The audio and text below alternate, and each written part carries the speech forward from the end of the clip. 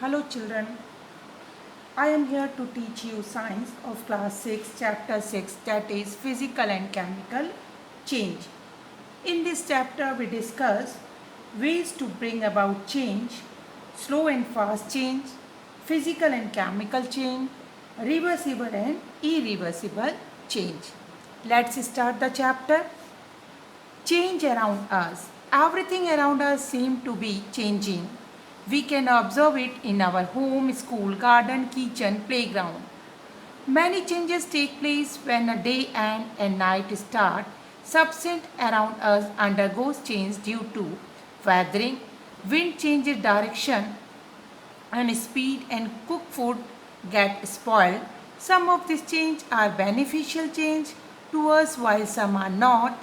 Human beings try to ensure that beneficial changes take place faster and non-beneficial changes are either stop and slow down.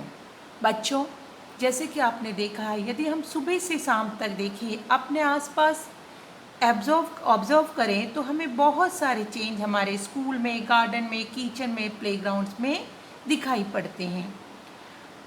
कुछ changes दिन में होते हैं, कुछ रात में होते हैं और कुछ चेंज वेदर की वजह से होते हैं. आपने देखा होगा विंड की डायरेक्शन चेंज होती रहती है, विंड की स्पीड चेंज होती रहती है, जो खाना पका हुआ होता है वो सड़ जाता है कई बार. ठीक है ना. सम चेंज जो है हमारे लिए फ़ायदेमंद है और कुछ चेंज हमारे लिए नुकसानदायक हैं. और हमेशा मनुष्य की कोशिश रही है कि जो हमारे लिए चेंजेस बेनिफिशियल हैं उसको तो क्या करें, फास्टर तरीके से होने दें, और जो हमारे लिए नॉन बेनिफिशियल चेंज है, जहाँ हमें कोई एडवांटेज नहीं मिलती, बेकार के चेंज हैं, उनको हमें या तो रोकना है या स्लो डाउन करना है. अब आपने देखा होगा चेंज क्या है. A change refer to a difference occurring in color, shape, size और position of the things around. अब चेंज है क्या? किसी चीज़ के शेप में, किसी चीज़ के कलर में, किसी चीज़ के साइज़ में, किसी की पोजीशन में चेंज हो जाना कहलाता है चेंज. ठीक है. चेंज में हिंदी में बदलाव. In our daily life we come across change such as change in state of water, change in weather, rusting of iron, cooking of food, burning of paper, wood and fuel, spoilage of food if it kept for longer time, change in plants, germination of seed, growth, flowering, formation of fruits, etc. Movements of things, sometimes slow, sometimes fast, sometimes a repeated move such as hand of a pendulum, alteration of day and night. अब बच्चों, अगर आप अपने चारों तरफ देखो तो हमें अपनी डेली लाइफ में बहुत सारे चेंज दिखाई पड़ते हैं. Change in state of water, water की अवस्था में चेंज होना. जैसे कि आपने देखा होगा पानी बर्फ़ भी बन जाता है और पानी वेपर्स भी, भाप भी बन जाता है.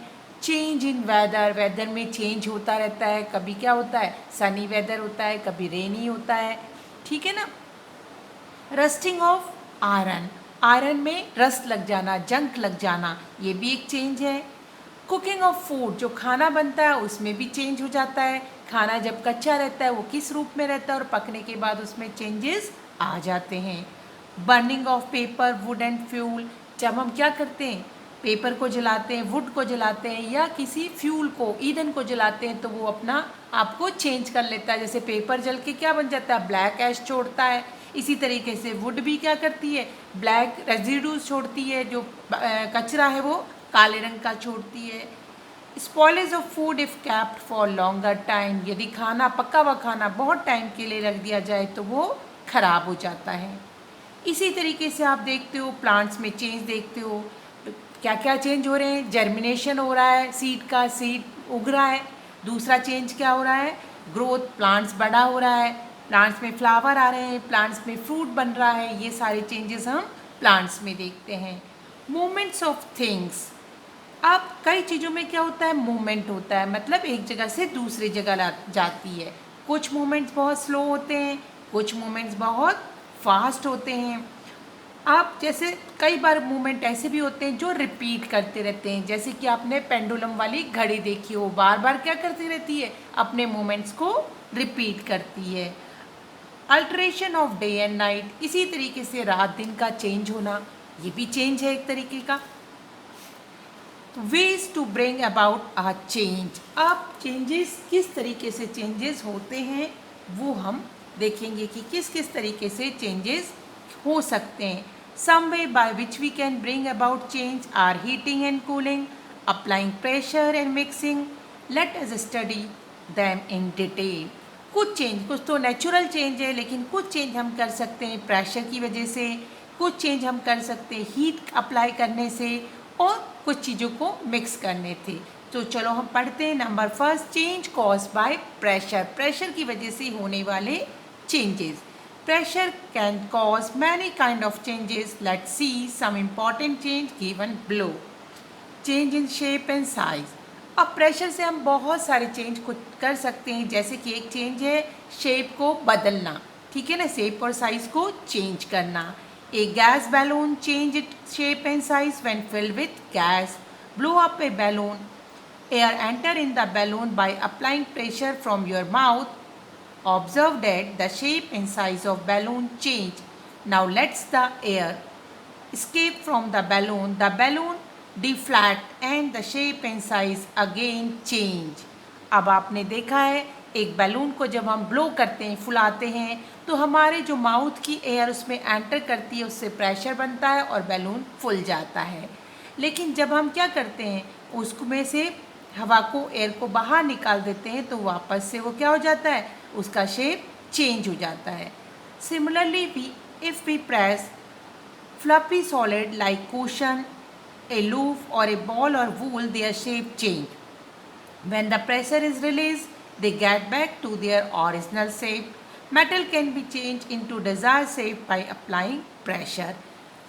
इसी तरीके से यदि आप फ्लॉपी बॉडीज़ ले लें, सॉलिड ले लें, जैसे कुशन ले लें, बॉल ले लें, ऊन का गोला ले लें, उसको हम प्रेस करते हैं तो उसका शेप चेंज हो जाता है। दबाते तो शेप चेंज हुआ, जैसे हमने अब उसमें से अपना प्रेशर रिलीज़ किया, प्रेशर हटा दिया, तो वापस से वो ओरिजिनल शेप में आ जाती है। जैसे कि एक एग्जांपल के लिए रबर बैंड को जब हम क्या करते हैं, खींचते हैं, तो वो शेप चेंज कर लेता है, और जैसे ही हम क्या करते हैं, अपना प्रेशर हटा देते हैं, खींचना बंद कर देते हैं, उसको छोड़ देते हैं, तो वापस से अपने ओरिजिनल शेप में आ जाता है।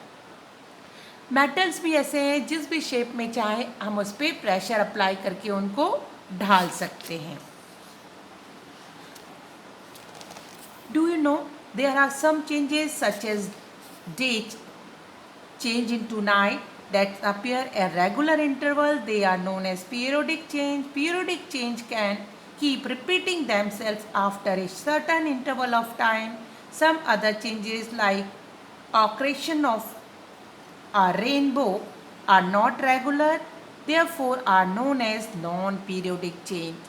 अब कुछ चेंजेज ऐसे होते हैं बच्चों जो कि हर एक रेगुलर इंटरवल में होते हैं, जैसे रात का दिन में बदलना, दिन का रात में बदलना, ये क्या है, पीरियोडिक चेंज कहलाते हैं। और कुछ चेंज ऐसे हैं जिनका क्या है, एक फिक्स इंटरवल नहीं रहता, वो कहलाते हैं नॉन पीरियोडिक चेंज। जैसे कि रेनबो, अब रेनबो तो हमेशा एक रेगुलर इंटरवल पे नहीं दिखता है, कभी दिखता है कभी नहीं दिखता, तो वो कहलाता है नॉन पीरियोडिक चेंज। आप जैसे ही सपोज करो, मैं कह सकती हूँ हमें मून जो है हर रोज़ अपनी फेसेस चेंज करके दिखता है, और फिर वापस 15 डेज़ बाद वो चेंज होने लगता है, तो ये क्या है, पीरियोडिक चेंज है। अब हमने पढ़ा था कि प्रेशर अप्लाई करके हम क्या कर सकते हैं, शेप और साइज़ को चेंज कर सकते हैं। प्रेशर अप्लाई करके हम एक और चीज़ कर सकते हैं, breaking object. When pressure is applied on a brittle substance like glass, biscuit, coal, they break into pieces. और जब हम क्या करते हैं, प्रेशर अप्लाई करते हैं, तो कुछ सब्सटेंस जो ब्रिटल होते हैं, चूर चूर होने वाले होते हैं, वो टूट जाते हैं, जैसे कि ग्लास, बिस्किट, कोल।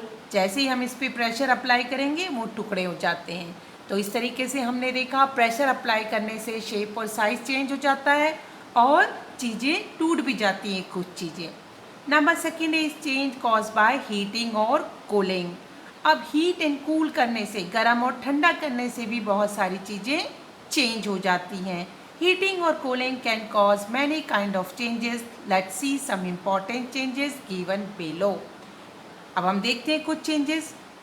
क्या होते हैं हीट एंड कूल करने से? Change in temperature, object become hot on heating, similarly object become cold on cooling. The heating and cooling process goes on nature due to heat of sun. The days are warm, the night are cool, summer is hot, winter is cold. Land breeze and sea breeze are also caused by heating and cooling of land and sea water. अब क्या होता है heating and cooling से? Change होता है temperature में. अच्छे से आपको पता है जब ऑब्जेक्ट को हॉट करते हैं, ठीक है ना, वो हॉट हो जाता है हीट करने पे, और कोल्ड करने पे वो ठंडा हो जाता है. अब इसी वजह से नेचर में भी क्या होता है, आपने देखा होगा दिन जो होते हैं वो गर्म होते हैं सन की हीट की वजह से, और रातें ठंडी हो जाती हैं. लैंड ब्रिज और सी ब्रिज भी किस वजह से चलती है? जो सन की हीट है उसकी वजह से, कूल और हीट होने की वजह से चलती है. अब एक और चेंज होता है हीटिंग और कूलिंग से, वो है expansion and contraction of material. Material कोई भी चीज़ क्या होती है, बड़ी भी हो जाती है और छोटी हो जाती है. कॉन्ट्रैक्ट मतलब सिकुड़ जाना, और एक्सपेंड मतलब उसका विस्तार हो जाना. Heating can change water into steam, दस heating a material can change its state. Water change to ice on cooling, thus cooling a material can also change it, but the effect of heating is opposite to that of cooling. Let's see how.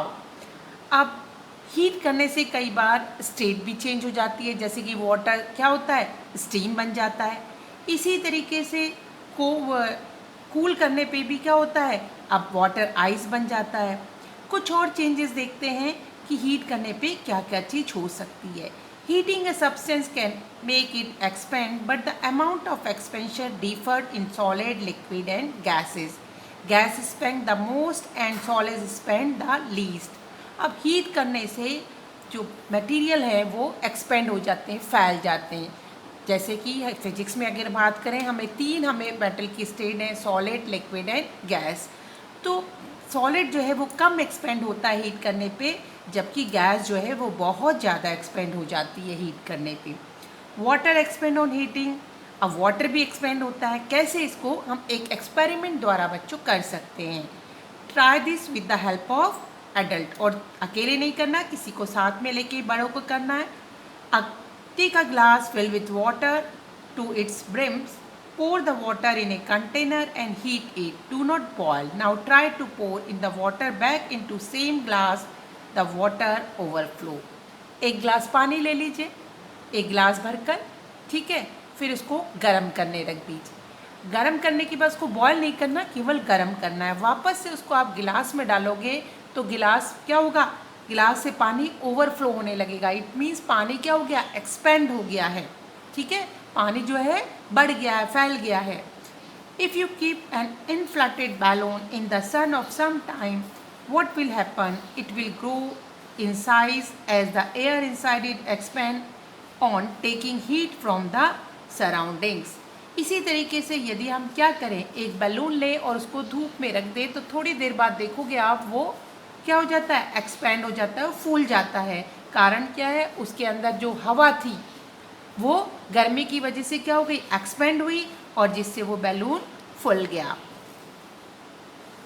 तो यहाँ पर हम ये chapter को ख़त्म करते हैं, इस वीडियो को ख़त्म करते हैं. ठीक है, इसको रीड कीजिए यहाँ तक. Have a nice day, good bye.